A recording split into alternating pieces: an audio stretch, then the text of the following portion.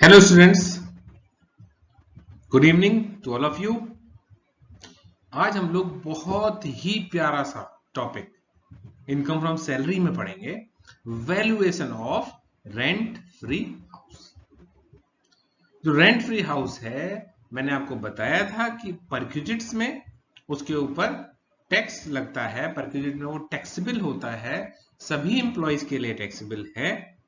तो हम यहां पर वो ही देखेंगे कि उसके ऊपर टैक्स कैसे लगाया जाता है। I am Dr. Arvind Kumar Yadav, HOD in Faculty of Commerce, Coordinator IGNOU 39016, Kumari Mayavati, Government Girls PG College, Badalpur, Gautam Buddha Nagar. Let's get started.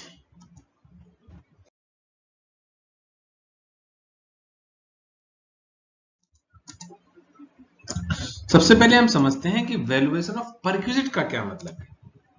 Valuation of perquisite means the determination of the monetary value of perquisite provided by the employer to employee।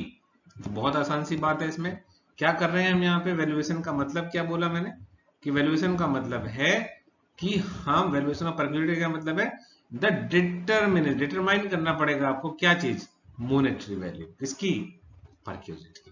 तो हम क्या determine करेंगे? हम determine करेंगे perquisites की monetary value, जो किसने provide की है? एम्प्लॉयर के द्वारा उसके एम्प्लॉय को प्रोवाइड की गई है। Perquisites are valued on the basis of their value to employee. तो उसका बेस क्या है ना? परक्यूजिट का बेस क्या है? Their value to the employee. जो उसके एम्प्लॉय है उसके लिए उसकी क्या वैल्यू है? Not on the basis of their cost to employer. Cost के लिए उसकी एम्प्लॉयर के लिए क्या कॉस्ट पड़ रही है, इससे मतलब नहीं है। एम्प्लॉय के लिए उसकी वैल्यू क्या है ना? अब देखिए, बहुत सारे परक्यूजिट आप देखेंगे वो सैलरी के हिसाब से, मतलब एक ही तरह का घर दिया गया है एम्प्लॉय को रहने के लिए। लेकिन अगर एम्प्लॉय की सैलरी ज्यादा है तो उसकी परक्यूजिट की वैल्यू ज्यादा होगी, है ना? और अगर एम्प्लॉय की सैलरी कम है तो उस परक्यूजिट की वैल्यू भी कम होगी, है ना? तो जो हम बात कर रहे हैं कि वो वैल्यू क्या पड़ रही है एम्प्लॉय के लिए, ये ज्यादा इंपॉर्टेंट है हमारे लिए, है ना? चलिए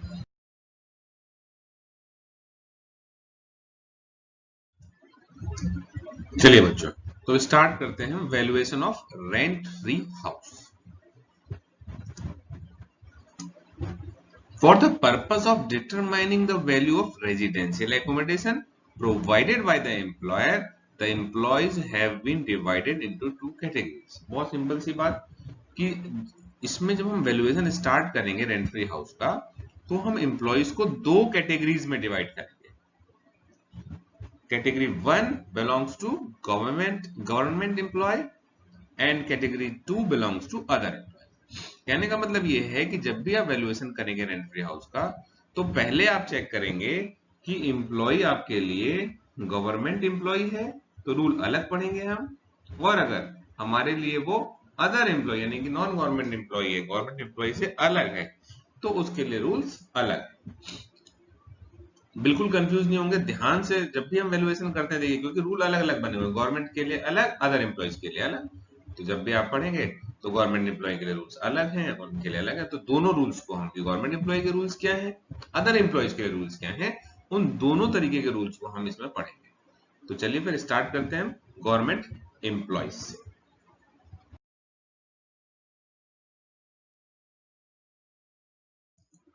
गवर्नमेंट एम्प्लॉयज स्टार्ट करेंगे हम। अब गवर्नमेंट एम्प्लॉयज क्या होते हैं?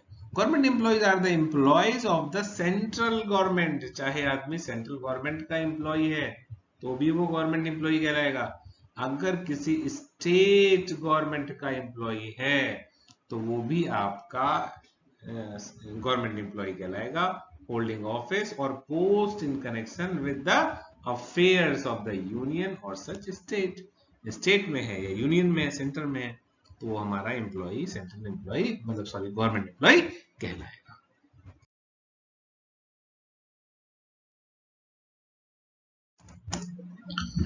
अब देखिए सबसे बड़ी चीज, एकोमोडेशन कितनी तरह का होता है। तो हमने एम्प्लॉय देखे, तो एम्प्लॉय और एकोमोडेशन दो चीजें अगर आपको ध्यान आए ना, तो आप बहुत आराम से किसी भी क्वेश्चन में कंफ्यूज ही नहीं होंगे। गवर्नमेंट एम्प्लॉय के लिए रूल अलग है, नॉन गवर्नमेंट एम्प्लॉय यानी कि जो अदर एम्प्लॉय है उनके लिए रूल अलग है। ये चीज दिमाग में बैठ गई हमारे। अब accommodation, the accommodation provided by the employer to his employee may be any one of the following category, या तो घर अनफर्निश्ड होगा या फर्निश्ड होगा, दो चीजें होंगी। अनफर्निश्ड, अनफर्निश्ड का मतलब क्या है? फर्नीचर नहीं दिया, मकान आपको दे दिया आपके एम्प्लॉयर ने, लेकिन फर्नीचर आप खुद का लेके जा रहे हैं, है ना। अनफर्निश्ड, कोई फर्नीचर नहीं दिया। फर्निश्ड, फर्निश्ड का मतलब क्या है? मकान भी दिया और साथ में फर्नीचर भी दिया, है ना। तो अगर फर्नीचर भी आपको मिला है तो वो क्या कहलाएगा? फर्निश्ड एकोमोडेशन, है ना।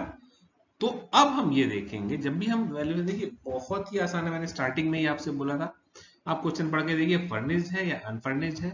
फर्निश्ड के हिसाब से फर्नीचर की कॉस्ट का 10% या किराया फर्नीचर का वो जोड़ देंगे। अभी मैं आगे समझाता हूँ, अभी यहाँ कंफ्यूज होने की जरूरत नहीं है। अभी तो आपको ये देखना है कि पहले आपने ये देखा कि एम्प्लॉय कौन सा है, अगर गवर्नमेंट एम्प्लॉय है तो रूल अलग है, अगर अदर एम्प्लॉय है रूल अलग है। फिर आपने देखा एकोमोडेशन क्या है, अनफर्निश्ड का मतलब समझ में आ गया होगा, कोई फर्नीचर नहीं दिया जा रहा। फर्निश्ड का मतलब समझ में आ गया होगा। अब चलिए हम गवर्नमेंट एम्प्लॉय के रेंट फ्री हाउस से स्टार्ट करते हैं, अगर वो अनफर्निश्ड कैटेगरी का है तो।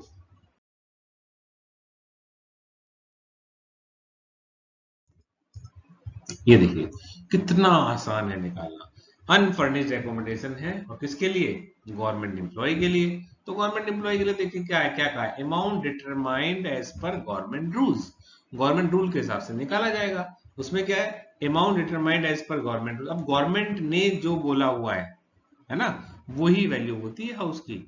सपोज करिए कोई घर है और वो गवर्नमेंट के हिसाब से वो है 3,000 रुपए महीने का, तो गवर्नमेंट कह रही है ना 3,000 रुपए महीने का है, इसका मतलब the value of house is 36,000। कुछ करना ही नहीं है, यहां आप लिख देंगे एज पर गवर्नमेंट कितना है, 36,000। अच्छा, अब अगर गवर्नमेंट कुछ अमाउंट चार्ज कर रही है, यानी कि एम्प्लॉय पेमेंट कर रहा है, मान लिया मैं ही हूं, मुझे कॉलेज की तरफ से घर मिला हुआ है और जो है गवर्नमेंट जो है मेरे से 1,000 रुपए उस घर का काट रही है पर मंथ, तो इसका मतलब गवर्नमेंट ने मेरे से 12,000 रुपए तो ले लिए। तो बताइए मेरा बेनिफिट कितने का हुआ, मेरे लिए उस घर की फैसिलिटी कितने की हुई, जो मैं अपनी इनकम में जोड़ के टैक्स दूंगा। तो माइनस कर लीजिए भाई, 36,000 की फैसिलिटी, घर की वैल्यू 12,000 तो मेरे से चार्ज कर लिए गए, तो मेरे लिए जो वैल्यू होगी हाउस की वो होगी 24,000। तो इसका मतलब ये है कि मैं 24,000 रुपए जो मेरे जो होंगे, ये मेरी सैलरी में ऐड कर ली जाएंगे, जो मैं इस घर की फैसिलिटी को अवेल कर रहा हूं। आसान है।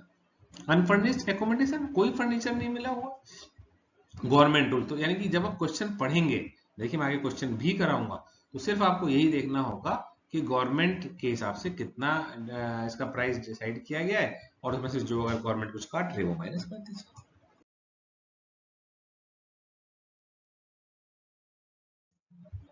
अब हम आते हैं दूसरे पे, अगर फर्निश्ड एकोमोडेशन है, फर्नीचर भी दे रखा है, बिल्कुल लास्ट वाले एग्जांपल में चलिए बहुत आराम समझ में आ जाएगा। अब सपोज करिए लास्ट वाले एग्जांपल में मैं कह रहा हूं कि 1,00,000 रुपए का फर्नीचर भी दिया हुआ है गवर्नमेंट ने आपको, ठीक है। बाकी वही चीज गवर्नमेंट के हिसाब से घर की वैल्यू है 36,000, पहले भी दिया था अब भी यही है। गवर्नमेंट ने कह रखा है उस घर की वैल्यू है 3,000 रुपीज पर मंथ, तो मेरे लिए तो मैं पूरे साल का हो गया घर, मुझे तो गवर्नमेंट की तरफ से मिला है वो 36,000, मैं नहीं कह रहा हूँ, गवर्नमेंट ने इसकी वैल्यू डिसाइड कर रखी है।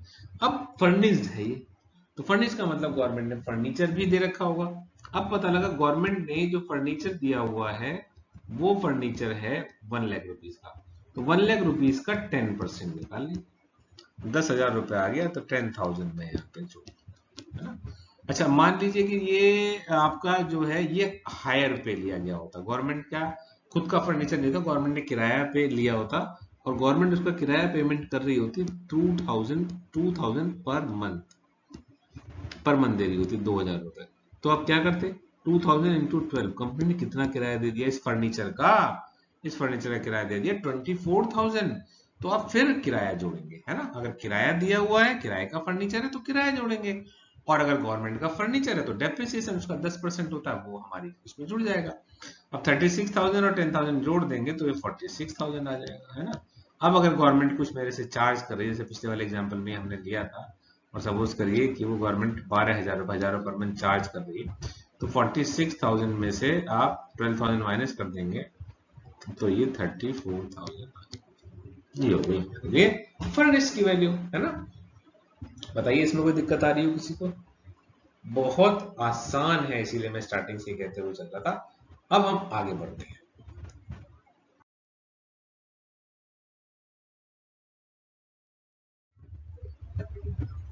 चलिए क्वेश्चन ले लेते हैं हम एक, जो ये क्वेश्चन है आपका, mister Mohan Sharma is SSP in merit, है ना। एसएसपी है मतलब ही इज गवर्नमेंट एम्प्लॉय, ये चीज ध्यान रखनी है।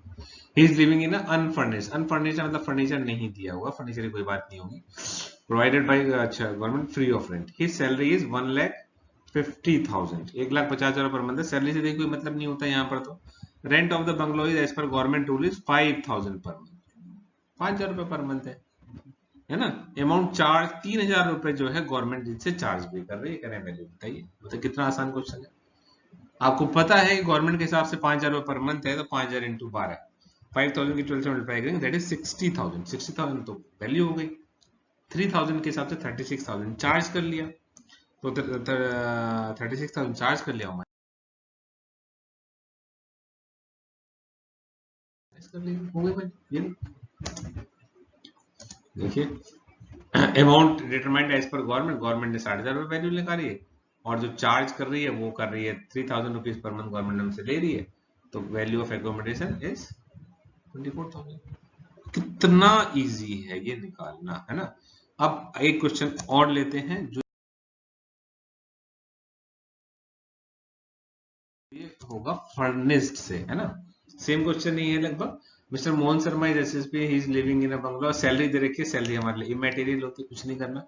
Rent of the bungalow as per government is 3,000 per month, 3,000 per month है रेंट। फर्नीचर भी दे रखा है 5,00,000 रुपए का। भाई फर्निश्ड में क्या करते हो आप बताइए। फर्निश्ड में जो भी फर्नीचर की कॉस्ट होती है उसका हम 10% ऐड करते हैं सर, इसमें और कुछ नहीं करते हैं, है ना। और इसके बाद अगर किराए का फर्नीचर हो बेटा तो बताओ सर, अगर किराए का फर्नीचर होगा तो जो भी किराया पेमेंट हो रहा है वो ऐड कर लेंगे, है ना। और जो पैसा चार्ज कर रही है गवर्नमेंट हमसे, इसका क्या करोगे। 4,000 रुपए तो गवर्नमेंट मेरे से ले रही है, 4,000 इंटू 12, 48,000 सर हम माइनस कर देंगे, है ना, सब ऐड करके। तो चलिए सॉल्यूशन को देखते हैं हम।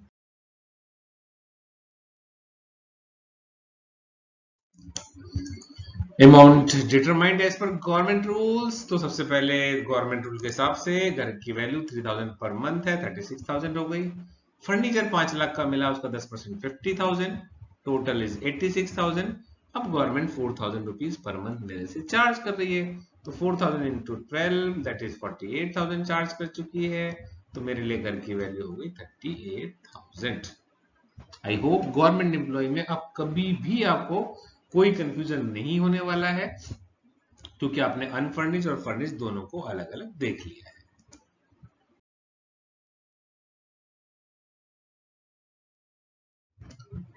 अब हम आते हैं अदर एम्प्लॉयज। अदर एम्प्लॉयज की जब हम बात करेंगे, अगेन दो चीजें ध्यान में रखनी है, ये बहुत इंपॉर्टेंट है। Houses are owned by employer, यानी कि एम्प्लॉयर ओनर है। क्या जो मकान है उसका ओनर एम्प्लॉयर है, या houses are not owned by employer. दूसरा क्या है कि हाउसेज एम्प्लॉयर द्वारा ओनर नहीं है, एम्प्लॉयर ओनर नहीं है, यानी कि हाउस को या तो लीज या रेंट पर लिया गया होगा, किराए का। तो इसका मतलब आप ये देखेंगे कि मकान मालिक यानी कि आपका एम्प्लॉयर उन मकानों का ओनर है, या वो हाउस रेंटेड है। देखिए बहुत सारी कंपनीज क्या करती हैं आजकल कि बड़ी बड़ी बिल्डिंगें होती है, पूरी बिल्डिंग किराए पे ले लेती है ना, और अपने एम्प्लॉयज को रहने के लिए दे देती है। तो वो तो किस में आएगा, क्या वो ओनर है? नहीं, वो तो रेंटेड है। तो इसका मतलब फिर आप रेंटेड वाले में ये वाला रूम देखेंगे और ओनर वाले में ये देखेंगे। अब सबसे इंपॉर्टेंट चीज मैं बताने जा रहा हूँ, वो ध्यान रखिएगा। जब भी आप क्वेश्चन करेंगे रेंट फ्री हाउस का, और आप देख रहे हैं कि वो अदर एम्प्लॉय है यानी गवर्नमेंट एम्प्लॉय नहीं है, तो आप क्वेश्चन में देखेंगे क्या रेंट पेड दे रखा है। अगर रेंट पेड बाय एम्प्लॉयर दिया हुआ है तो आप समझ जाइए कि वो तो भैया रेंट पे कर रहा है एम्प्लॉयर, इसका मतलब वो तो मालिक नहीं है, है ना। तो सेकंड वाला केस, नहीं तो फर्स्ट वाला केस, ठीक है। आपको आई होप ये क्लियर हो गया होगा कहां पर ओनर देखना जरूरी है, ओनर है या नहीं है। अब इसके रूल को समझते हैं।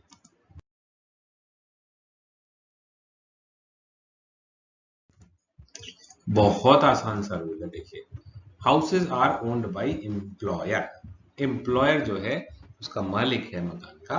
अब हम देख रहे हैं अगर अनफर्निश्ड एकोमोडेशन है ना, अनफर्निश्ड, अनफर्निश्ड है तो देखिए क्या चीज देखनी पड़ेगी आपको, सबसे इंपॉर्टेंट है पॉपुलेशन वहां की। देखिए अगर बड़ा शहर है डेफिनेटली जो गवर्नमेंट ने रूल बहुत अच्छे बना रखे हैं कि अगर आप उस शहर की पॉपुलेशन 25 लाख से ज्यादा है, कहीं ना कहीं इफेक्ट करेगी। अगर 25 लाख से ज्यादा है और वहां पर कंपनी ने घर दे रखा है तो वो महंगे होंगे, है ना, तो आपको टैक्स देना होगा 15%। घर की जो वैल्यू होगी वो होगी 15% ऑफ सैलरी। कब होगी 15% ऑफ सैलरी? अगर क्वेश्चन में पॉपुलेशन दे रखी है उस शहर की 25 लाख से ज्यादा है तो। अगर क्वेश्चन में पॉपुलेशन दी हुई है यानी कि वो कह रहा है कि 25 लाख तक है और 10 लाख से ज्यादा, यानी कि 10 लाख से तो ज्यादा हो लेकिन 25 लाख तक हो, तब वैल्यू कितनी होगी घर की? 10% ऑफ सैलरी, है ना। और अगर कोई और केस होगा अदर केस में, है ना, अदर केस में 7.5% ऑफ सैलरी घर की वैल्यू। ठीक है। अब या तो देखिए और लगा हुआ, या तो 15% ही होगा, या 10% होगा, या 7.5% होगा, है ना। इन तीनों में से कोई सी एक कंडीशन होगी और जितना भी एम्प्लॉयर चार्ज कर रहा है वो वाला अमाउंट आप माइनस कर देंगे तो आपका वैल्यू ऑफ परक्यूजेट निकल जाएगा। आई होप क्लियर हो गया होगा आपको, है ना। अब देख के चलते हैं अगर फर्निश्ड होगा। इसमें बताइए अगर फर्निश्ड होता तो क्या होता। भाई फर्निश्ड में ऊपर तो कोई चेंज होगा ही नहीं, वो तो पॉपुलेशन के हिसाब से है ना। अगर फर्नीचर है तो फर्नीचर की कॉस्ट का 10% इस लेस वाली अमाउंट से पहले यहाँ पे ऐड करेंगे। चलिए देखते हैं आगे।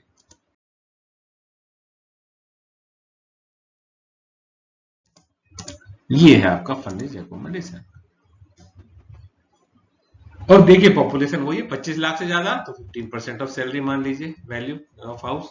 और अगर 10 लाख से ज्यादा लेकिन 25 लाख तक पॉपुलेशन है तो 10% ऑफ सैलरी मान लीजिए। और अदर केसेस में 7.5% मान लीजिए, है ना। तो इन तीनों में से कुछ भी होगा। अब फर्नीचर भी कंपनी ने दे रखा है तो 10% ऑफ कॉस्ट ऑफ फर्नीचर जोड़ दिया। और अगर किराए का फर्नीचर होता तब क्या करते हैं बताइए सर? तब हम उसका किराया जोड़ लेते, है ना। तो इन तीनों में से कोई सा एक केस होगा उसमें आप rent 10% of cost of furniture, अगर किराए का फर्नीचर है तो किराया जोड़ लीजिए और जो भी एम्प्लॉयर चार्ज कर रहा है उसको माइनस कर दीजिए, ये घर की वैल्यू निकल जाएगी, है ना। तो ये भी बहुत इजी है निकालना। देखिए जब क्वेश्चन करोगे, अच्छा एक चीज बहुत इंपॉर्टेंट है, ये सैलरी वाला पॉइंट है, ये बड़ा कंफ्यूज करता है क्योंकि सैलरी की मीनिंग कहीं पे कुछ कहीं पे कुछ है, तो इसे थोड़ा सा आपको दिमाग में सेट करना होगा, याद रखना होगा। अब अगर आप वैल्यू ऑफ हाउस निकाल रहे हैं रेंट फ्री हाउस तो उसमें सैलरी में बेसिक सैलरी भी जुड़ेगी, डीए तभी जुड़ेगा जब टर्म्स ऑफ एम्प्लॉयमेंट में हो, bonus commission all taxable allowances, यानी कि टैक्सेबल अलाउंसेस में जो टैक्सेबल वाला पोर्शन है, टैक्स वाला पोर्शन है अलाउंसेस में, वो वाला यहाँ पर जोड़ा जाएगा, जो एग्जेम्प्ट है उसको आप छोड़ देंगे, है ना। तो ये चीजें इसमें इंक्लूड होंगी।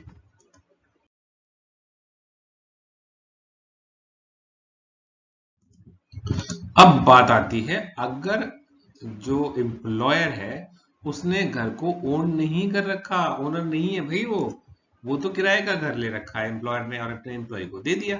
जब एम्प्लॉयर खुद ओनर नहीं है तब पॉपुलेशन और उनसे कोई मतलब नहीं होगा आपको, फिर तो डायरेक्ट है 15% ऑफ सैलरी और रेंट पेड बाय एम्प्लॉयर अगर अनफर्निश्ड है। अब देखिए फर्निश्ड अनफर्निश्ड आपको समझ में आ गया होगा, फर्निश्ड का मतलब फर्नीचर की कॉस्ट दे रखी है तो फर्निश्ड है, वही ऐड होना, वही हम यहाँ भी करेंगे।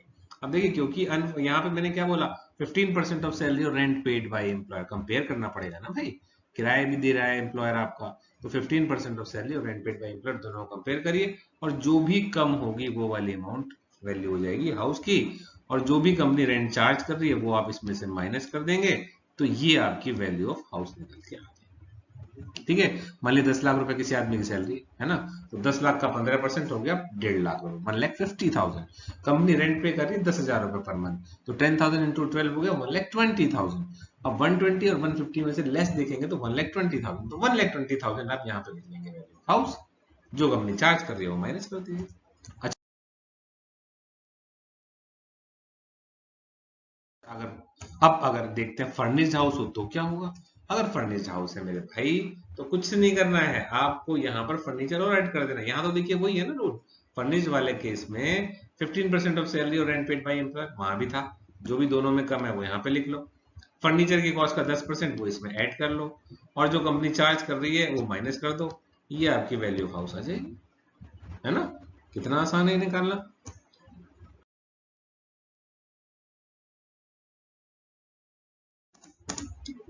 चलिए अब हम देखते हैं अगर होटल में आप रह रहे हैं, यानी कि कभी कभी क्या होता है कि एम्प्लॉय जो है उसका ट्रांसफर हो गया, वो दूसरे शहर में गया, और आपके एम्प्लॉयर ने कहा कि भाई जब तक आपको मकान नहीं मिला कोई टेंशन की जरूरत नहीं है, आप जो है होटल में रहो, है ना। तो आप होटल में रहने लगे। अब अगर होटल में आप रह रहे हैं और 15 दिन से ज्यादा नहीं हुआ है आपको होटल में रहते, 15 दिन के अंदर ही आपने होटल खाली कर दिया, तब वो उसकी वैल्यू होगी नहीं, कोई टैक्स नहीं देना पड़ेगा। अगर आपके डेज ऑफ स्टे 15 तक हैं, 15 से ज्यादा नहीं है ना, तो आपको कोई टैक्स नहीं देना। लेकिन अगर 15 से ज्यादा हो गए तब तो समझ लीजिए पूरे पिट आपका वैल्यू निकलेगी हाउस होटल की, और आपको टैक्स देना पड़ेगा। जैसे फिर अच्छा रूल देखते हैं क्या होगा। अब सपोज करिए कोई आदमी होटल में रहा 20 दिन के लिए, तब क्या रूल है, 24% ऑफ सैलरी, उस पीरियड की सैलरी निकाली जाएगी जिस पीरियड में आप होटल में रहे हैं, और उसका 24% निकालेंगे, 24%। और room rent paid by company, company कितना रूम पे कर रही है होटल का, दोनों को कंपेयर करेंगे, और जो भी दोनों में कम होगा वो हम यहाँ पर लिख लेंगे, वो होगी हाउस मतलब होटल की वैल्यू। बात समझ में आई। जैसे मान लिया किसी आदमी की 1 लाख रुपए सैलरी है, तो 1 लाख का 24%, 24,000 रुपए आ गया, तो 24,000 तो पहले वाले में आ गया, है ना। और जो रूम रेंट है उस होटल का, वो मान लिया 1,000 रुपए पर मंथ है, तो वो आ गया 12,000। 12,000 और इन दोनों को कंपेयर करिए, कौन सा कम है, 12,000, तो 12,000 हो गई मकान की वैल्यू, वो आपने यहाँ लिख ली। अब पता लगा कि जो वो आपकी कंपनी है वो 200 रुपए पर डे चार्ज कर रही है, तो माइनस कर दीजिए, ये आपकी वैल्यू ऑफ परक्यूलेट आ जाएगी। अभी मैं आगे क्वेश्चन से समझाता हूँ।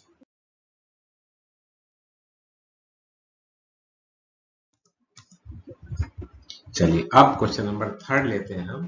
अब आपको खुद देखना है कि ये कौन सा केस है ना, फिर आप उसकी वैल्यू निकालेंगे।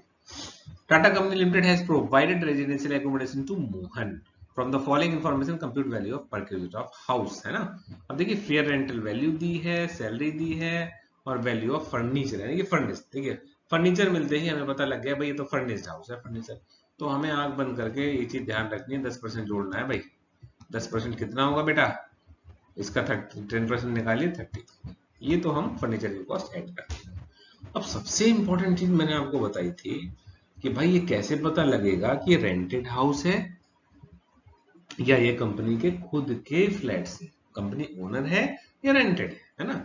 अच्छा एक चीज देखिए, जब भी फेयर रेंटल वैल्यू क्वेश्चन में दी होगी, रेंट पेड दिया होता, दो चीजें हैं, फेयर रेंटल वैल्यू दे रखी है, रेंट पेड। अगर रेंट पेड दे रखा है तब डेफिनेटली रेंटेड है, और अगर फेयर रेंटल वैल्यू दे रखी है तब डेफिनेटली ओनर है। कहीं और नहीं लिखा कि कंपनी ओनर है, लेकिन फेयर रेंटल वैल्यू अगर दे रखी है, उचित वैल्यू, उचित किराया, उचित किराया जिसका मकान होगा वही तो बताएगा, इसका मतलब कंपनी का खुद का फ्लैट है। तो आज खुद ही अगर कंपनी का खुद का फ्लैट है, अरे तब तो हम फंस गए, क्योंकि उसमें तो पॉपुलेशन चाहिए थी। तो पॉपुलेशन दे तो रखी है बेटा, नीचे देखिए, नीचे दे रखा है अगर पॉपुलेशन 30 लाख हो तब वैल्यू क्या होगी हाउस की, अगर पॉपुलेशन 20 लाख हो तब वैल्यू क्या होगी। तो सबसे पहली चीज इसमें सैलरी कितनी दी है ये भी इंपॉर्टेंट है हमारे लिए, ये 12 लाख रुपए दे रखी है। अच्छा अब थोड़ा दिमाग पे जोर डालिए, थोड़ी देर के लिए दिमाग पे जोर डालिए, और ये सोचिए कि मैंने क्या बताया था, अगर 30 लाख पॉपुलेशन है तो सैलरी के कितने परसेंट पे टैक्स लगेगा, और अगर 20 लाख पॉपुलेशन है तो कितने पे टैक्स लगेगा। थोड़ी देर सोचिए, तभी दिमाग को तो जोर डालना पड़ेगा बेटा। देखिए यहां तो है 15% और यहां पर है 10%, बहुत सिंपल सा रूल है। किसका, ये सब किसका निकलेगा, ये निकलेगा मेरे बच्चों सैलरी, ठीक है। चलिए देखते हैं।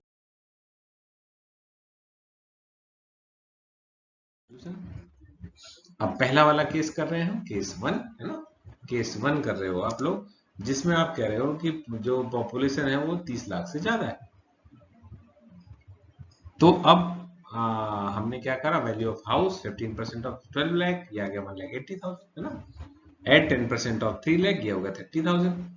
टोटल कर लिया 180 और 30 2,10,000। और अमाउंट चार्ज बाय एम्प्लॉयर 5,000 रुपए चार्ज हो गए, 60,000 चार्ज हो गए, तो 1,50,000 हो गए value of perquisite. I hope clear हो गया होगा ये।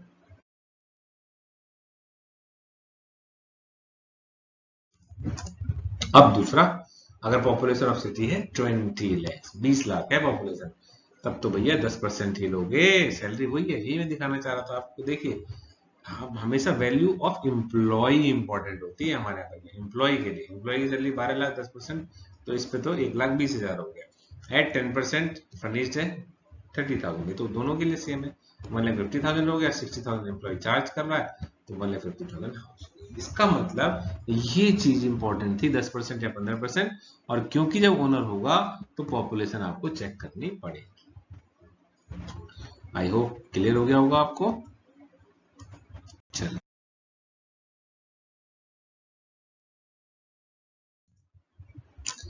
एक क्वेश्चन और लेते हैं।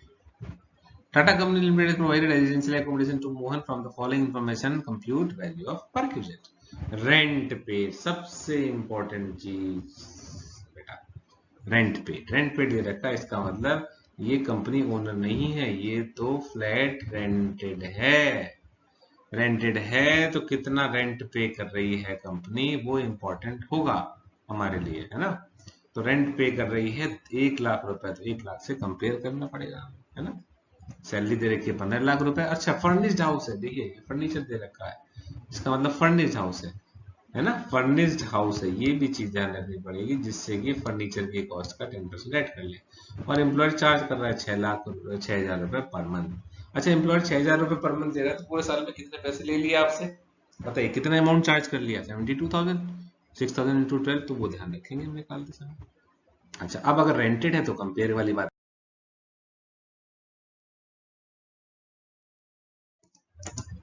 अब हम इसकी वैल्यू निकाल लेते हैं। मैंने पहले ही बताया आपसे कि रेंटेड हाउस है, तो रेंटेड हाउस है तो आपको ध्यान रखना पड़ेगा कि रेंटेड हाउस जब होगा तो आप तो वैल्यू ऑफ हाउस जब निकालेंगे तो पहले आप देखेंगे 15% ऑफ सैलरी, है ना। ये आ गया 2,25,000। अब देखेंगे रेंट पे कंपनी क्या करे, रेंट पे कंपनी करे 1,00,000 रुपीज दिया हुआ था। इन दोनों को कंपेयर करो, जो भी दोनों में कम है वो यहाँ पे लिख दो। अब 2,25,000 और 1,00,000 कब कंपेयर करोगे, जब रेंट पेड कर रही होगी कंपनी, है ना। और रेंट पे नहीं कर रही है तो पॉपुलेशन का चक्कर है, बस यही चीज ध्यान रखनी है। अब देखिए 2,25,000 1,00,000 में किया तो ये 1,00,000 आ गया। अब क्योंकि 4,00,000 का फर्नीचर भी दे रखा था, तो 4,00,000 का फर्नीचर है तो 10% 40,000 ऐड कर दिया, टोटल इज 1,40,000। कंपनी चार्ज कर रही है आपसे 72,000, वो आपने माइनस कर दिया, है ना। 6,000 रुपीज पर मंथ चार्ज हो रहा था ना, तो 68,000 वैल्यू ऑफ। आई होप समझ में आ गया होगा आपको, आसान है। रेंटेड हाउस में बस ये वाला स्टेप अलग होता है, उसमें आपको पॉपुलेशन नहीं देखना, 15, 10 और 7.5 नहीं करना है। उसमें तो सीधे सीधे आपको दो चीजों को कंपेयर करना होगा, 15% को रेंट पेड बाई कंपनी को, और दोनों में जो भी दोनों में कम होगा वो होगी वैल्यू ऑफ,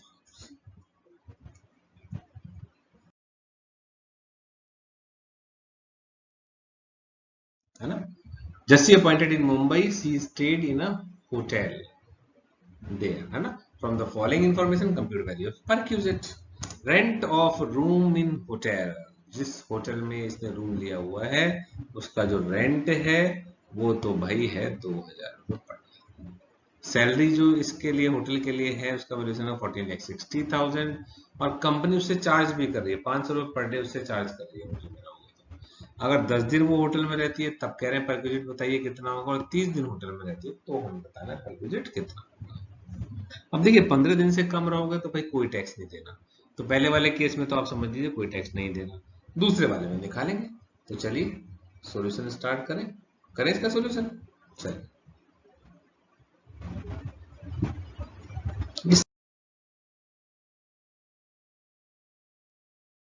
सब बहुत शांत दिमाग से एक बार आपने ढंग से समझ लिया तो आप कोई सा क्वेश्चन कर पाएंगे। अब मैं बात कर रहा हूँ यहाँ पर आपसे कि भाई value of stay in hotel निकाल रहे हो आप, होटल में रहता है उसमें।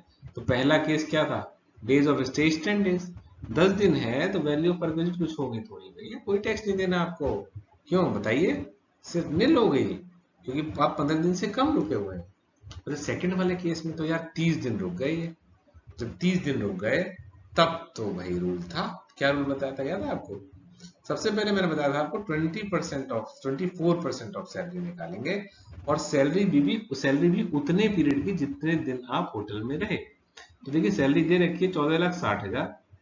अब ये 365 दिन की सैलरी है, 30 डेज आप होटल में 30 से मल्टीप्लाई कर लिया, तो ये आ गया 1,20,000 रुपए। 24% निकाला हमने, इस सैलरी को पहले निकाला, उसका 24% निकाल लिया। ठीक है, अब हमने देखा होटल का, जो होटल का रूम है उसका रेंट क्या है, 5,000 रुपए का है भाइयों। तो 5,000 रुपए के हिसाब से इसने जो है, सॉरी 5,000 नहीं था, 2,000 था, है ना, 2,000 रुपीज पर डे था, 30 डेज रहा तो 60,000 हो गया। अब इन दोनों को कंपेयर करो, कम क्या है, कम वाली चीज लेनी है, कम है 60,000, 60,000 यहाँ। अब amount recovered from by employer, employer इससे क्या रिकवरी कर रहा है बताइए? एम्प्लॉयर इससे रिकवरी कर रहा है 500 रुपीज पर डे। 500 रुपीज कर रहा है तो 30 डेज में बताइए कितना रिकवर कर लिया होगा? 500 है और 30 डेज, करिए कैलकुलेट, 500 इंटू 30, तो 15,000 जो है वो इससे रिकवरी कर चुका है। तो आप 15,000 माइनस कर दीजिए, 45,000 हो गई वैल्यू ऑफ हरक्यूलिस। ये देखिए 45,000। ठीक है, आई होप समझ में आ गया होगा आपको।